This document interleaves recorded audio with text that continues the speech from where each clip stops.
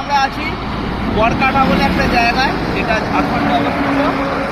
তো আমরা এখন চুয়াইটাস থেকে বাড়ির দিকে ফিরছি। এখান থেকে প্রায় 350 কিলোমিটার দূর আমাদের বাড়ি। এই অসাধারণ দৃশ্য তোমরা দেখো, সামনেই রয়েছে পাহাড়, পাহাড়টা একটু দেখাও।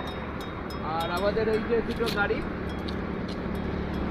আমাদের সাথে এসেছিল 6টা গাড়ি।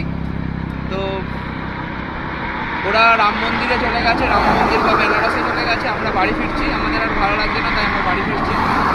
এই হচ্ছে ব্যাপার। না, কেন ভালো লাগছে না সেটা বলো। প্রচুর ভিড় আছে। আর অযোধ্যা রাম মন্দিরে প্রচুর ভিড় এই মুহূর্তে, বারাণসীতেও প্রচুর ভিড়। তো সেই কারণে আমরা বাড়ি ফিরে যাচ্ছি।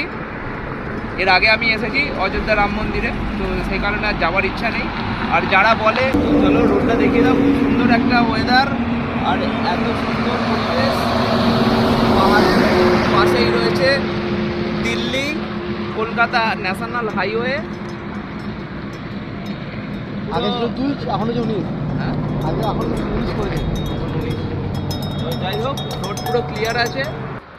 এদিকে এই গরুটার কাণ্ড দেখো, দুটো বাইকের গ্যাপের মধ্যে দিয়ে কেমন বেরিয়ে যাচ্ছে।